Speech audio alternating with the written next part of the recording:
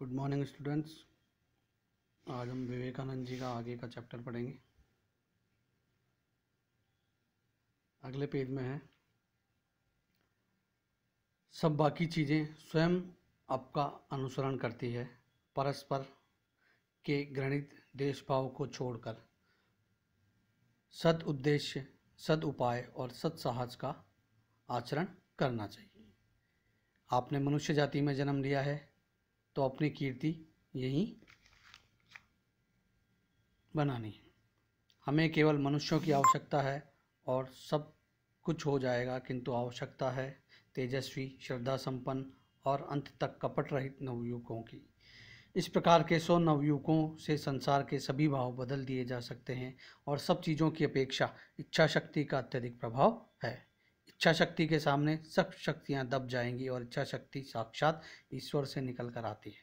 विशुद्ध और दृढ़ इच्छा शक्ति सर्वशक्तिमान है। मैं तो नवयुवकों का संगठन को तैयार करने के लिए जन्म लिया है। यही क्या, प्रत्येक नगर, सड़क और जो मेरे साथ सम्मिलित होने को तैयार है, मैं चाहता हूँ इन्हें अप्रतिहत गतिशील तरंगों की भांति भारत में सब और भेजूँ, जो दीनहीन और पद दलितों के पर सुख, नैतिकता और धर्म शिक्षा इनके अंदर उड़ेल दूँ और इसे मैं करके रहूँगा। मैं सुधार में विश्वास नहीं करता, मैं विश्वास करता हूँ स्वाभाविक उन्नति में। मैं अपने को ईश्वर के स्थान पर प्रतिष्ठित कर अपने समाज के लोगों के सिर पर यह उपदेश, तुम्हें इस भांति चलना होगा, दूसरे किसी प्रकार नहीं मरने का साहस नहीं कर सकता। मैं उस गिलेरी की भांति होना चाहता हूँ जो श्री रामचंद्र जी के पुल के बनाने के समय थोड़ा बालू देकर अपना पूरा भाग कर संतुष्ट हो गई, और यह मेरी नाव भी है। लोग स्वदेश भक्ति की चर्चा करते हैं। मैं स्वदेश भक्ति में विश्वास करता हूं, पर स्वदेश भक्ति के संबंध में मेरा एक आदर्श है। बड़े काम करने के लिए 3 चीज़ों की आवश्यकता होती है: बुद्धि, विचार, शक्ति। हम लोगों की थोड़ी सहायता कर सकते हैं, वह हमें थोड़ी दूर अग्रसर करा देती है और वहीं ठहर जाती है, किंतु हृदय के द्वारा महाशक्ति की प्रेरणा होती है और प्रेम असंभव को संभव कर देता है। जगत के सब रहस्यों का द्वार प्रेम ही है। तो स्वामी विवेकानंद जी बोल रहे हैं कि लोग स्वदेशी भक्ति की चर्चा करते हैं, लेकिन वह स्वदेशी भक्ति में विश्वास भी करते हैं, और हर बड़े काम को करने के लिए 3 चीज़ों की जरूरत होती है: बुद्धि की, विचार की और शक्ति की। उसी के द्वारा हमें युवाओं को परिवर्तित करना है। अतः मेरे भावी संस्कार को, मेरे भावी देशभक्त, तुम हृदयवान बनो। क्या तुम हृदय से समझते हो कि देव ऋषियों की करोड़ों संतान पशुतुल्य हो गई है? क्या हृदय में अनुभव करते हो कि करोड़ों आदमी आज भूखे मर रहे हैं? कई शताब्दियों से इस भांति भूखे मरते आए हैं। क्या तुम समझते हो कि अज्ञात के काले बादल ने सारे भारत को आच्छादित कर लिया है, अर्थात ढक लिया है? क्या तुम इससे कभी अनिंदित हुए हो? क्या तुम्हारे हृदय में स्पंदन में कभी मिली है? क्या तुम्हें कभी पागल बनाया है? क्या कभी तुम्हें निर्धनता और नाश का ध्यान आया है? क्या तुमने अपना नाम, यश, संपत्ति, यहाँ तक कि अपने शरीर को भूल गए हो? क्या तुम ऐसे हो गए हो? यदि जानना हो तो तुम्हें स्वदेश भक्ति की प्रथम सीढ़ी पर पांव रखना पड़ेगा।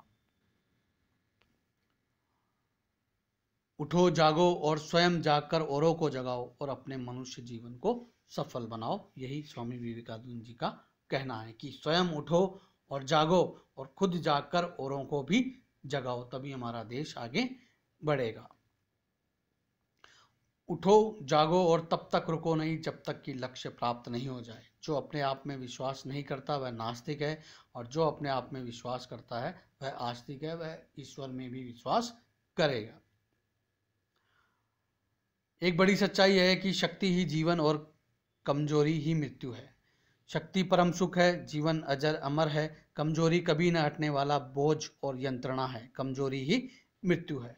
सबसे पहले हमारे तरुणों को मजबूत करना चाहिए, हमारे कंधों को मजबूत करना चाहिए। धर्म इसके बाद की वस्तु है।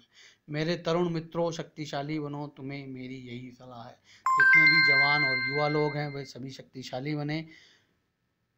तुम गीता के अध्ययन की अपेक्षा फुटबॉल खेल के द्वारा ही स्वर्ग के अधिक समीप पहुंच सकते हो। ये कुछ कड़े शब्द हैं, पर स्वामी विवेकानंद जी कहना चाहते हैं कि मैं तुमसे प्यार करता हूँ। मैं जानता हूँ कि कांटा कहाँ चुभा है और मुझे इसका अनुभव है। इसीलिए मैंने तुम्हें कहा है कि तुम अपने शरीर में शक्तिशाली रक्त प्रवाहित होने पर श्री कृष्ण के तेजस्वी गुणों और उनकी अपार शक्ति को अधिक समझ सकोगे। जब तुम्हारा शरीर मजबूती से तुम्हारे पैर पर खड़ा होगा तो तुम अपने आप को मनुष्य अनुभव करोगे। तब तुम उपनिषद और आत्मा की महानता को अधिक अच्छी तरह समझ सकोगे। स्वामी विवेकानंद जी सभी धर्मों को स्वीकार करते हैं और सबकी भी पूजा करते हैं। मैं उनमें से प्रत्येक के साथ ईश्वर की उपासना भी करता हूँ और स्वयं चाहे किसी भी रूप में उपासना करता हूँ। मैं मुसलमानों की मस्जिद में भी जाऊँगा, ईसाइयों के गिरजा में क्रॉस के सामने घुटने टेक कर प्रार्थना करूँगा। मैं बौद्ध मंदिर जाकर बौद्ध और शिक्षा ग्रहण करूँगा और जंगल में जाकर हिंदुओं के साथ ध्यान भी करूँगा। जो हृदयस्थ ज्योति स्वरूप परमात्मा को प्रश्न करने में लगे हुए हैं, वो सारे काम मैं करूँगा। शिक्षा विदित जानकारियों का ढेर नहीं है जो तुम्हारे मस्तिष्क में ठूंस दिया गया है और आत्मसात होते हुए वहाँ अजन्म पड़ा रहकर गड़बड़ मचाया करता है। हम उन विचारों की अनुभूति करने की आवश्यकता है जो हमारे जीवन का निर्माण, मनुष्य का निर्माण और चरित्र निर्माण में सहायक हो। अतः अपने भाइयों का नेतृत्व करने का यही सही तरीका है और उनकी सेवा करने का प्रयत्न है। नेता बनने की इस क्रूर उन्मत्ता से बड़े बड़े जहाज़ों को इस जीवन रूपी समुद्र में डबो दिया है। मैं तुमसे यही चाहता हूँ कि तुम अपना आत्म मंथन करो, आत्म प्रतिष्ठा, दलबंदी, ईर्ष्या को सदा के लिए छोड़ दो और मैं तुम्हें पृथ्वी माता की तरह संशील होना देखना चाहता हूँ। यदि तुम ये गुण प्राप्त कर सकते हो तो संसार तुम्हारे पैरों पर लौटेगा। तो इस पूरे चैप्टर के अंदर स्वामी विवेकानंद जी ने यही बात कही है कि जो हमारी युवा शक्ति है, जो आने वाला हमारा युवा है, जो हमारे देश को आगे जाके संभालेगा, उन्हें कहा गया है कि उठो, जागो और स्वयं जागकर औरों को जगाओ। तब तक रुको नहीं जब तक कि अपना लक्ष्य प्राप्त नहीं हो जाए। इसके लिए हमें क्या करना पड़ेगा? हमें अपने आप में विश्वास लाना पड़ेगा, सत्य के मार्ग पे चलना पड़ेगा, हमें एक दूसरे की सहायता करनी पड़ेगी। यही इस पूरे पाठ में युवाओं से स्वामी विवेकानंद जी ने प्रार्थना की है। इसके क्वेश्चन आंसर देखेंगे हम।